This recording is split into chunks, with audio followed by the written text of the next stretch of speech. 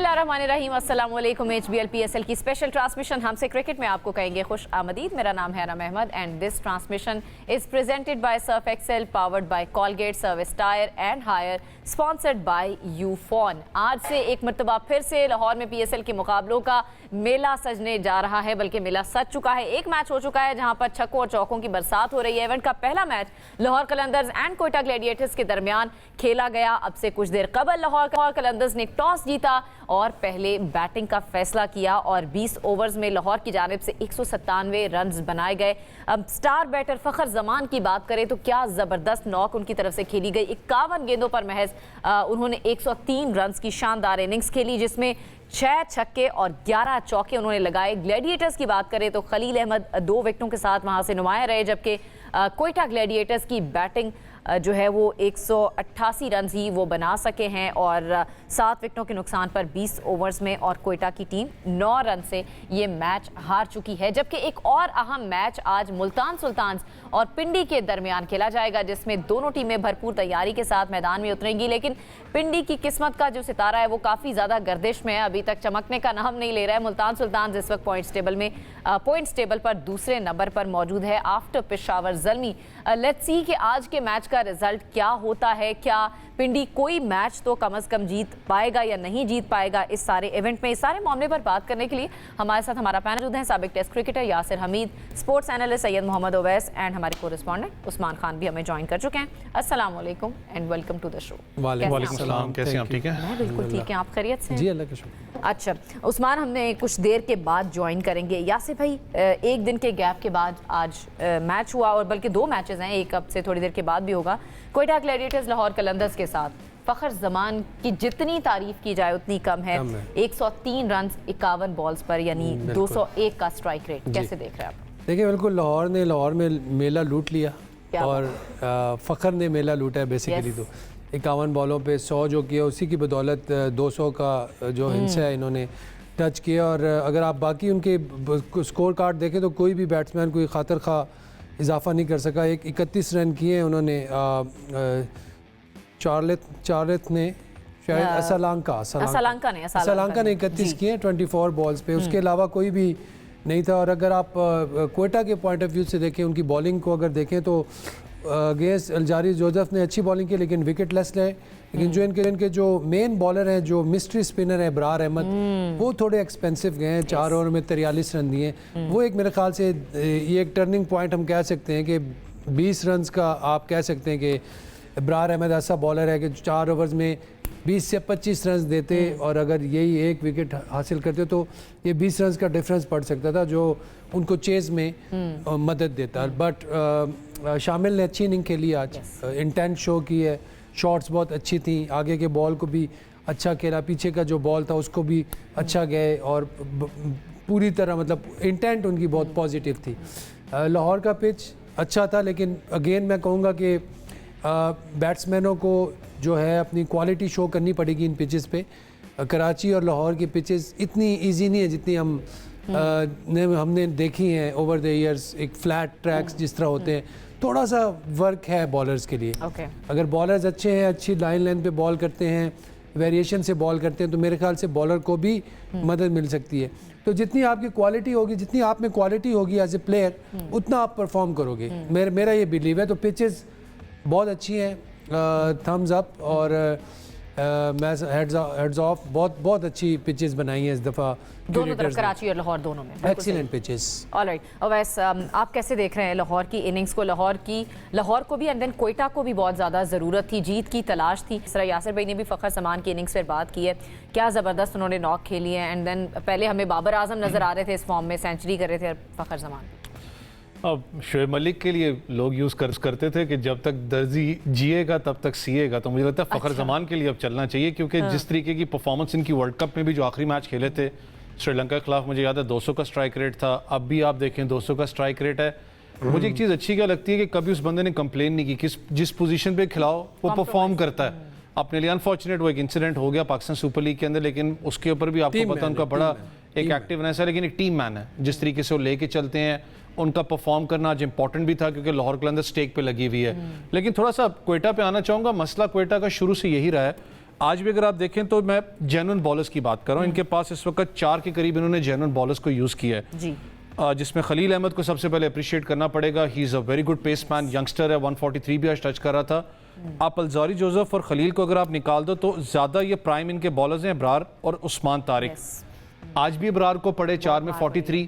मैं फिर उस दिन बात कर रहा था कि बैकअप प्लान क्या है, क्योंकि जब इब्रार को अगर मिडल ओवर्स में ओवर में अगर वो स्ट्राइक नहीं करते, अगर वो ज़्यादा रन्स के लिए जाते हैं तो आपके पास 5वीं या 6ठी ऑप्शन क्या है? इनके पास 6ठी ऑप्शन मौजूद नहीं है। इस वक्त ये लेके आए थे ब्रेंट हैम्पटन को टीम के अंदर, लेकिन इतने गैप के बाद एक प्लेयर को जब आप लेकर ऊपर से आपके ऊपर तलवार लटकी हो कि आपने टूर्नामेंट से बाहर होना, तो उसका वो जो एडेड प्रेशर होता है ज्यादा होता है उसके ऊपर। अच्छा। इनको क्लियर कट नजर आता है कि दानियाल की कमी महसूस होती है। आपको पता है वो इंजर्ड हो गए थे टूर्नामेंट से बाहर, क्योंकि जो डेथ ओवर्स की अगर आप बात करें तो बड़ी इंपॉर्टेंट डेथ ओवर अपना होता है स्पेशलिस्ट, उनकी कमी इनको महसूस होती है बॉलिंग यूनिट के अंदर। अनफॉर्चुनेट ना जो अहमद दानियाल अनफिट हो गए, अनफिट हो गए। उसके अलावा क्या ऑप्शन था उनके पास बैकअप में अगर अहमद दानियाल नहीं इनके पास एज सच कोई अगर आप कहें ना कि एक होता है ना कि जब आप बैकअप प्लेयर्स की बात करते हैं तो आप हमेशा कहते हो बेंच के ऊपर कोई टेस्टेड लड़के मेरे पास पड़े हो। मैं भी आपसे ऑफेयर भी एक बात कर रहा था, मैं बड़ा हैरान था रावलपिंडी का जैसे फॉर एग्जाम्पल, क्योंकि शाम में मैच भी है। मैं कंपैरिजन बॉलर्स की कर रहा था कि रावलपिंडी ने इस सीजन के अंदर अब तक जो 7 मैचेस खेले हैं, 7 खेले ना, 7 मैचेस खेले हैं, और 7 के साथ जो अभी तक इनको शिकस्त हुई है रावलपिंडी को, रावलपिंडी ने लगभग 21 के करीब प्लेयर्स को खिलाया इस पूरे टूर्नामेंट के अंदर के जो शफलिंग होती रही है प्लेयर्स को अगर हम बात करें, दैट शोज कि आपका जो स्क्वाड है वो जेलअप नहीं हुआ। कैसे जेलअप नहीं हुआ? वहां पर भी अगर देखें टूर्नामेंट आपको हमेशा बॉलर्स जितवाते हैं, वहां पर भी सबसे बड़ा इशू उनको क्या आ रहा है, बैटिंग में तो कंसर्न है ही है, वहां पर वो 200 प्लस भी आपको पता उन्होंने किया पेशावर के खिलाफ। उनकी बॉलिंग यूनिट की बात करूं, डेथ ओवर्स के अंदर जमान खान का ना होना उनको कॉस्ट कर रहा है। कहते हैं ना एक एक्स फैक्टर आपके पास होना चाहिए। यहाँ पर क्वेटा के पास दानियाल था, बेंच के ऊपर अगर आप देखते हो तो एज सच को इनके पास जानदाद था। जानदाद आपको पता अनफॉर्चुनेट उसकी पेस भी कम हो चुकी है, अब परफॉर्मेंस इतनी खास थी नहीं। इसके अलावा मेरे हिसाब से तो जानदाद ने अपनी पेस इंप्रूव की है, उसकी पेस इससे भी कम थी। मुझे शायद डिक्लाइन थोड़ा सा उसका लगा था। When I first saw him, he was very slow.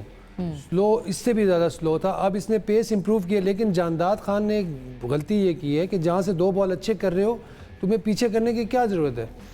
हमें यही सबसे बड़ी गलती है कि हमारे जब यंगस्टर्स अच्छी जगह पे बॉल कर रहे होते हैं तो एकदम अपनी लाइन चेंज कर लेते हैं, कोई नई चीज़ ट्राई करते हैं। कोई नई चीज़ आप क्यों ट्राई करते हो? जब आपकी एक चीज़ अच्छी हो रही है आप उसी पे कंसिस्टेंसी, इसीलिए कहते हैं कंसिस्टेंसी इज़ की टू सक्सेस। यही होता है टेम्परामेंट, जो हमारे प्लेयर्स अनफॉर्चुनेटली इस चीज़ को मिस करते हैं। मैं एक और इसमें बड़ी ज़बरदस्त मैं आपको मिसाल दूँ।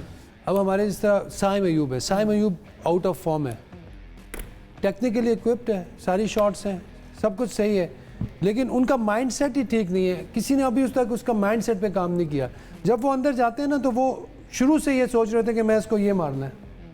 जब बैट्समैन ये सोच लेके जाता है अंदर कि मैंने इसको ये मारना है, वो कभी फॉर्म में नहीं आ सकता, वो वहां से नीचे ही जाता है, वो और भी उसकी परफॉर्मेंस डिक्लाइन होती है। पहले से भी कॉन्फिडेंस खराब हुआ है उनका। सबसे पहले आप जो मर्जी क्रिकेट खेल रहे हैं, आपने हॉरिजेंटल बैट यूज करना है, ये खेलना है। अगर आपने मारनी है शॉट तो मिड ऑन के ऊपर से मारनी है। तो यही प्रॉब्लम फिर ख्वाजा नाफे का भी लग रहा है, वो कंसिस्टेंटली परफॉर्म नहीं कर पा रहे हैं। मुझे बड़ी उम्मीदें थी। अगर आप ख्वाजा नाफे के आप जब चेक करें उनकी बॉडी लैंग्वेज, जब वो आते हैं बिल्कुल वो आइसोलेटेड होते हैं, बिल्कुल वो बंधे हुए होते हैं, क्योंकि वो स्क्वायर ऑफ द विकेट सोच रहे हैं, ये सोच ही नहीं रहे बैट्समैन। तो सीखना चाहिए। देखें फ़खर को देखें, आज उन्होंने इनिंग खेली, जो फ़खर की जो स्ट्रेंथ है, बाबर को देखें। मैं तो बाबर को देख के मैंने ये चीज़ अखज़ की है कि आप जब आपका हेड ऑन द बॉल होगा और आप ऑर्थोडॉक्स क्रिकेट खेलेंगे ना, तो अनऑर्थोडॉक्स आपके पास खुद आएंगी चीज़ें। लेकिन आपकी जब सोच ही ऐसी होगी, उल्टी होगी कि यार मैं जाके उसको उल्टी मारनी, तो कितनी उल्टी मार लोगे आप।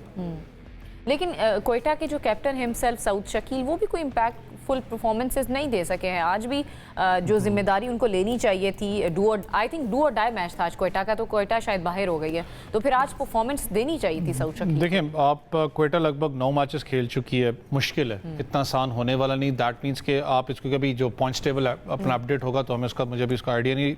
हैदराबाद ऊपर डेफिनेटली आ चुकी होगी।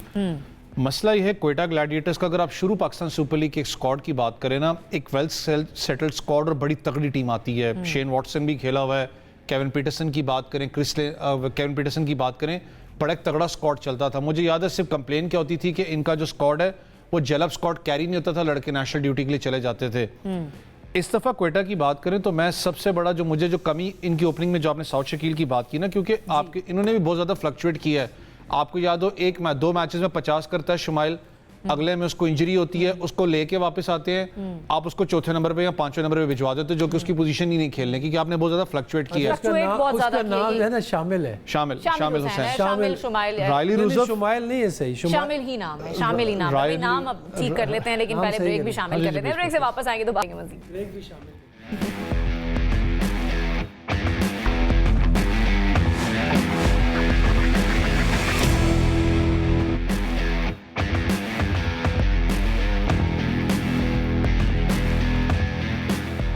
ऑलराइट, ब्रेक के बाद आपको कहेंगे खुश आमदी। टॉस हो चुका है इस वक्त पिंडी वर्सेस मुल्तान का, और प्रेडिक्शन का हमारे पास टाइम है। वैसे यासिर भाई क्या एक्सपेक्ट करें आप दोनों टीम से?